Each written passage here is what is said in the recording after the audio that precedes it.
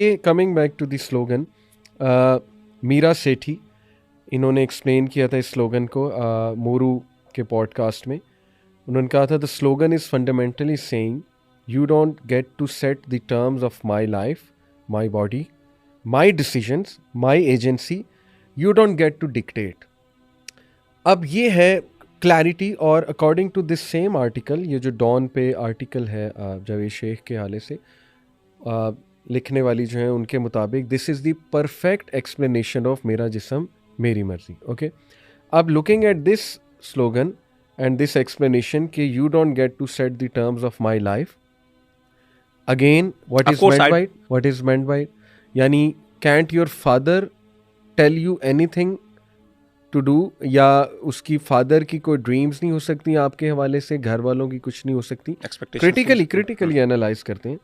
My body, okay fine, आपकी body पे किसी का कोई राइट नहीं है इन द सेंस के वो उस पर नज़रें डाले, ठीक है, या वो हरास करे, टच करे आपको वगैरह वगैरह। But on the other hand इस स्लोगन से मुझे तो ये समझ आ रही है कि औरत पे कोई जिम्मेदारी नहीं है, वो जो मर्ज़ी पहने, वो जैसा मर्ज़ी डिसीजन ले, वो जिस मर्ज़ी फील्ड में जाए, अगर वो इवन प्रॉस्टिट्यूशन में भी जाती है she must not be judged, ठीक है, अगर वो इवन नाचने भी जाती है कहीं किसी ऐसे स्टेज ड्रामा में she must not be judged. लेकिन मर्द बुरा है अगर मर्द उस पर नज़र डालेगा, मर्द बुरा है अगर वो उस पर कोई बात कर देगा उसके ड्रेस पे। मुझे तो यही समझ आ रही है, ठीक है ना, कि मेरे किसी भी डिसीजन में, ये मैं आई एम कोटिंग, कोई रोल नहीं है किसी और का, क्योंकि ये मेरा डिसीजन है, मेरा जिस्म मेरी मर्जी, my agency, and you don't get to dictate anything in terms of the terms of my life. अब यही हमें स्लोगन वहाँ पे नज़र आए जब हम भी औरत मार्च पे गए थे, आज से कोई आई थिंक 2 साल पहले, कि छोटी बच्चियों ने ये बैनर्स उठाए हुए थे अपने बापों के ख़िलाफ़, अब्बाओं के ख़िलाफ़, कि you can't tell me what to do, अपने ड्रीम्स मुझ पर ना थोपें। तो मैं देखे ना कितनी कन्फ्यूजन है, कितनी एम्बिग्विटी है कि what exactly is meant by कि मुझे कोई भी कुछ डिक्टेट नहीं कर सकता। Talking about Islamic concept of marriage, मर्द का जो कव्वाम का रोल है, मैं चाहूँगा उसको थोड़ा सा आप एक्सप्लेन भी करें कि looking at this sentence and then the role of कव्वाम। तो असल में ही ये जो स्टेटमेंट है ना, इसके हवाले से अगर आप ये कहेंगे ना कि you don't get to dictate my life, एक जनरल पर्सपेक्टिव में कोई मसला नहीं है, बट ये समझना कि no one has the right to dictate what I am going to do, ये गलत है। इसको रिप्लेस कर दें सोशल रिस्पॉन्सिबिलिटी, नहीं, आप इसको अल्लाह की तरह ले आए ना, बात ही खत्म कर दें। Okay. आप कहें कि जी नो, इसमें एक वर्ड ऐड कर दें, सब कुछ ठीक हो जाएगा। ठीक है, यू और no one has the right to dictate anything except Allah. सही, अल्लाह ताला का हुक्म होगा, अल्लाह का मेरे ऊपर राइट, जबरदस्त, बस मसला हल हो जाता है, ये सारा स्टेटमेंट ठीक हो जाएगी। बेहतरीन। लेकिन वो कभी नहीं लेके आएंगे इसको, दैट्स द पॉइंट। मैं कहता हूँ ये वर्ड एक एक्सेप्शन डाल दें इसके अंदर, सब कुछ ठीक हो जाएगा। एक मर्द के पास राइट है, वो किसी औरत की लाइफ को डिक्टेट कर सकता है नहीं। बिल्कुल। एक औरत के पास, हम जनरल एक प्योर, हम अभी पेरेंट्स की वो जो सोशल रिस्पॉन्सिबिलिटी अभी वो बात नहीं कर रहे, वो बात एक अलग पर्सपेक्टिव है, वो बिल्कुल ठीक। आप सिंपल एक मर्द, एक अननोन मर्द है, एक अननोन औरत है, एक मर्द के पास कोई राइट नहीं है एज अ मेल। इसी तरीके से उसकी डिसीजंस क्या होंगे कि उस पर कोई राइट नहीं है, बिल्कुल इंसान का है। किसको राइट है? सिर्फ एक ज़ात को, अल्लाह की ज़ात को। एग्जैक्ट सेम मर्द भी ये कह दे यही इस्लाम है, ला इलाहा इल्लल्लाहु मुहम्मद रसूल। सबमिशन, इस्लाम का मतलब ही है कि मैं किसी को, मैं दुनिया की जितनी भी वो है लिबरेशन, जितनी भी गुलामी है, उन सब से निकल के मैं सिर्फ एक ही गुलामी में आना चाहती हूँ, चाहता हूँ। यही इस्लाम है। मैं कहता हूँ ये इस्लाम का फंडामेंटल उसूल और प्रिंसिपल है, अगर कोई खातून ये कह दे। लेकिन इसके साथ एक और चीज़ है। अब आए ज़रा हमारा दीन क्या कहता है। जब सबसे पहले आपने कह दिया ना मेरा अल्लाह डिसाइड करेगा, अब मैं आपको बताता हूँ, जैसे आपने बताया कि हुकूक के हैं, अल्लाह ताला के एक सोसाइटी के हवाले से भी हुकूक, कुछ हुकूक आपकी सोसाइटी के आपके ऊपर है। देखें यहाँ पे आप एक आइलैंड में नहीं रह रही, या तो आप कहें जी मैं आइलैंड पे रह रही हूँ, ना मैंने किसी की कोई यानी ना किसी और पर मेरे हुकूक हैं, ना मेरे ऊपर किसी के हुकूक हैं, या तो आप ये क्लेम करें ना, आप अपने आप को आइसोलेट कर दें। यानी जब आपके हुकूक लेने की बात आती है तब तो आप सब कुछ लेते हैं, फिर आप सोसाइटी से हुकूक भी, जी लिबर्टी मेरा हुकूक है, मुझे यानी सोसाइटी को मुझे ये भी देना चाहिए, मुझे प्रोटेक्शन भी देनी चाहिए, मुझे ये भी देना चाहिए, मुझे ये भी, फिर तो ठीक है सोसाइटी भी आपको कुछ नहीं देगी। भाई आप एक सोशल यूनिट का, एक सोशल यानी एक सोसाइटी का पार्ट हैं, उसका आप एक इंटीग्रल यूनिट हैं। कुछ आपको कुछ अपना कॉम्प्रोमाइज़ करने हैं, कुछ सोसाइटी को आपके बारे में कॉम्प्रोमाइज़ करने हैं। बिल्कुल ठीक। हमारा दीन क्या कहता है?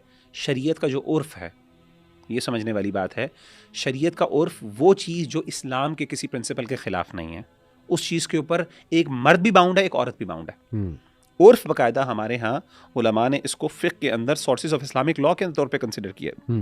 तो अगर आप कहें कि जी मेरे ऊपर किसी का हक नहीं है, हम पूछेंगे इसका मतलब क्या है। सही। अगर आप कहेंगे कि जी किसी नाजायज चीज का हक नहीं है, हम कहेंगे आपके साथ है। लेकिन अगर आप कहेंगे कि नहीं मैं किसी जायज चीज का भी हक नहीं है, गलत बात है। आप किसी सोसाइटी का पार्ट नहीं, आप ऐसा करें आइलैंड पे जाके रहें, इधर ना रहें फिर हमारे पास। जब आप इस सोसाइटी का हिस्सा हैं तो आपको सोसाइटी के कुछ नॉर्म्स एंड ट्रेडिशंस को फॉलो करना है। This is what you have to do. नहीं है तो आप किसी और जगह चले जाएं। सही बात। भाई आप क्यों यहाँ बैठे हुए हैं, ये तो गलत। और दुनिया की हर सोसाइटी एक्सपेक्ट करती है, बिल्कुल गोरे एक्सपेक्ट करते हैं। आप किसी अच्छा यही वाली बात इनसे कहेंगे जाके किसी कैम्ब्रिज यूनिवर्सिटी के अंदर खड़े होकर कहेंगे जी मेरी मर्जी मेरा जैसा मैं कपड़े कल को नंगा पहन के आऊंगी, मैं ये पहन के आऊंगी, वो आपको जूते मार के बाहर निकालेंगे।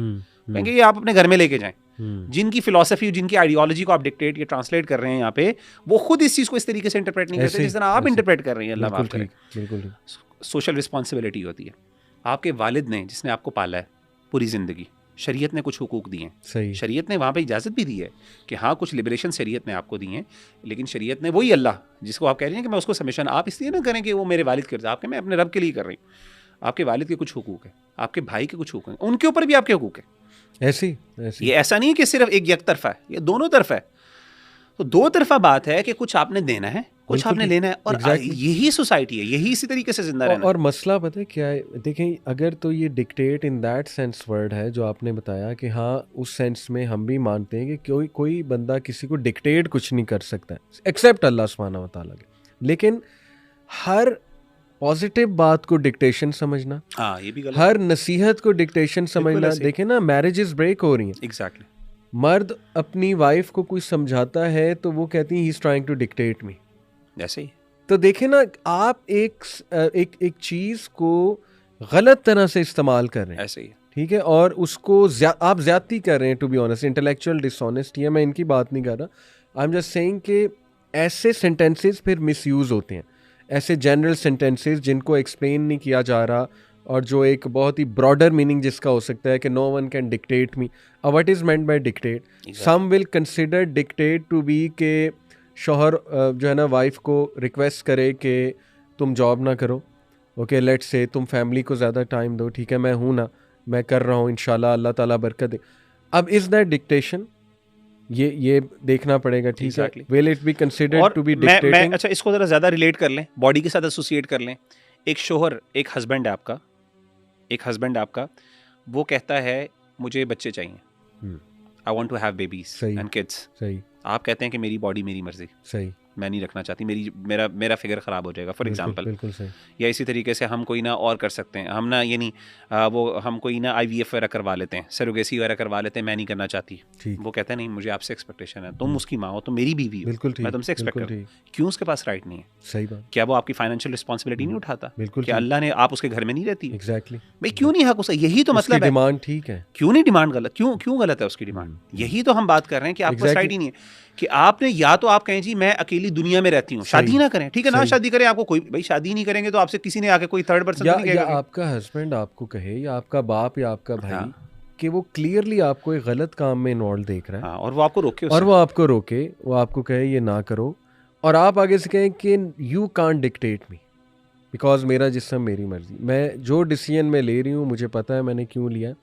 इसका मतलब है कि टोटली रोल ख़त्म किया जा रहा है। जैसे आपने कहा ना कि sometimes you have to give और in return you will get something, लेन देन है।